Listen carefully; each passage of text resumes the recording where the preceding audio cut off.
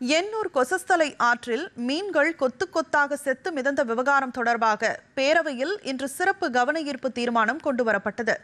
தமிழ்நாடு சட்டப்பேரவையில் இன்று சிறப்பு திட்ட செயலாக்கத்துறை, சட்டத்துறை மற்றும் இந்து சமய அறநிலையத்துறை மானிய கோரிக்கை மீதான விவாதம் நடைபெறுகிறது. விவாதத்தில் அமைச்சர்கள் நிர்மல்குமார், ரமேஷ் ஆகியோர் பதிலுரை அளிக்க உள்ளனர். அதற்கு முன்னதாக எண்ணூர் முகத்துவாரத்தில் மீன்கள் செத்து மிதந்த விவகாரம் தொடர்பாக பேரவையில் எடப்பாடி பழனிசாமி சிறப்பு கவன ஈர்ப்பு தீர்மானம் கொண்டு வந்தார். அப்போது பேசிய அவர், தொழிற்சாலைகளில் இருந்து வெளிவந்த நச்சுத்தன்மை வாய்ந்த கழிவு கடலில் கலந்ததால் மீன்கள் செத்து மிதந்ததாகவும் அரசு அதற்கு உரிய நடவடிக்கை எடுக்க வேண்டும் என்றும் வலியுறுத்தினார்.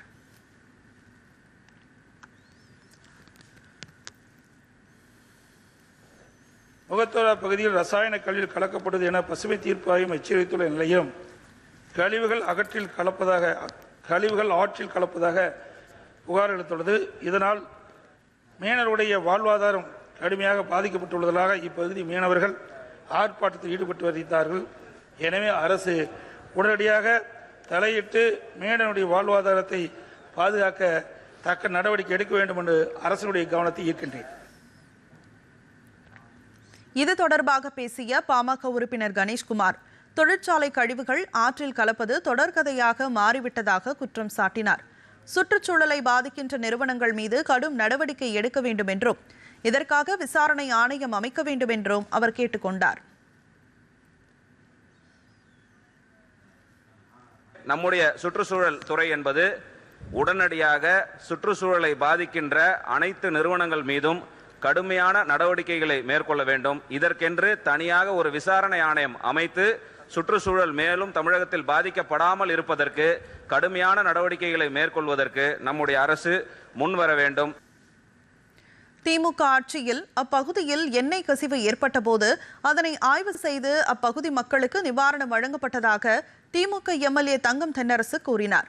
தற்போது அந்த ஆற்றின் மீன்கள் இறந்து கிடப்பதால் மீனவர்களின் வாழ்வாதாரம் பாதிக்கப்பட்டுள்ளதாகவும் அந்த பகுதிக்கு அரசு தனி கவனம் செலுத்தி காப்பாற்ற வேண்டும் என்றும் அவர் வலியுறுத்தினார்.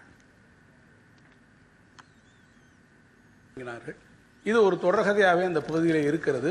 அது பெருமளவிலே சூழலியல் கேடுபாடுகளை உருவாக்குவதோடும் அங்கே இப்போது மீன்கள் செத்து மிதக்கக்கூடிய அளவிற்கு அது அங்கே நம்பி இருக்கக்கூடிய மீனவர்களுடைய வாழ்வாதாரத்தை பாதிக்கக்கூடிய அளவில் சூழல்நிலையை முற்றமாக கெடுக்கக்கூடிய வகையில் அமைந்திருக்கக்கூடிய காரணத்தால் அரசு அதற்கான உடனடியான நடவடிக்கைகளை மேற்கொண்டு தொடர்ந்து இந்த கேடுபாடுகளிலிருந்து அந்த பகுதியை காப்பாற்றக்கூடிய வகையில் ஒரு சூழலியல் மண்டலமாக அதை உருவாக்கக்கூடிய வகையில் அரசு நடவடிக்கைகளை மேற்கொள்ள வேண்டும் என்று அரசின் கவனத்தை ஈர்த்து அமைக்கிறேன்.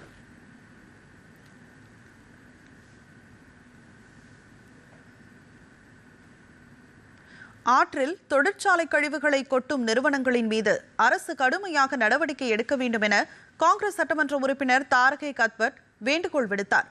இனிவரும் காலங்களில் இதுபோன்று நிகழாமல் இருப்பதற்கு மாசு கட்டுப்பாட்டு வாரியமும் மீன்வளத்துறையும் ஒருங்கிணைந்து மீன்வளத்தை பாதுகாக்க கண்காணிப்பு குழு அமைக்க வேண்டும் என அவர் வலியுறுத்தினார். இந்த ஆற்றின் அருகே பல தொழிற்சாலைகள் இயங்கி வருகின்றன. இது குறித்து பாதிக்கப்பட்ட மீனவர்களின் கவலையை கருத்தில் கொண்டு ஆற்றின் தொழிற்சாலை கழிவுகளை கொட்டும் தொழிற்சாலைகள் மீது கடுமையான நடவடிக்கை அரசு எடுக்க வேண்டும் என்றும் இனிவரும் காலங்களில் இதுபோன்று நடைபெறாமல் இருக்க மாசு கட்டுப்பாட்டு வாரியம் மற்றும் மீன்வளத்துறை இணைந்து ஆற்றின் அருகே உள்ள தொழிற்சாலை கழிவுகளை கண்காணித்து மீனவர்கள் மற்றும் சுற்றுச்சூழல் பாதிக்காத வகையில் ஒரு கண்காணிப்பு குழுவை ஏற்படுத்த வேண்டும் என்று அரசின் கவனத்தை ஈர்த்து கொள்கிறேன்.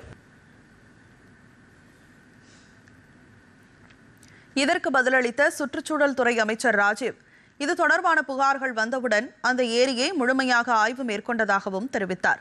மீன்கள் இறப்புக்கு பல்வேறு காரணங்கள் இருந்தாலும் மனித கழிவுகள் கலப்பது ஒரு காரணமாக உள்ளதாகவும் அவர் கூறினார். மீன்கள் செத்து மிதந்ததற்கு தொழிற்சாலை கழிவுகள் காரணமில்லை என ஆய்வில் தெரியவந்துள்ளதாகவும் அமைச்சர் ராஜீவ் குறிப்பிட்டார்.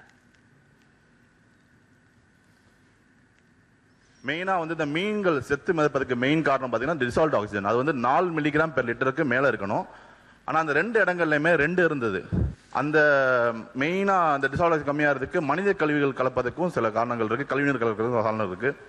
அப்போ நம்ம சுற்றி உள்ள ஃபேக்டரியிலேருந்து கழிவுநீர் ஏதாவது வந்திருக்கா, டாக்ஸிக் கேஸ் ஏதாவது கலந்துருக்கா அப்படின்னு கண்டறியும் போது அந்த மாதிரி எதுவுமே இல்லை, எண்ணெய் படலங்கள் எதுவுமே இல்லை.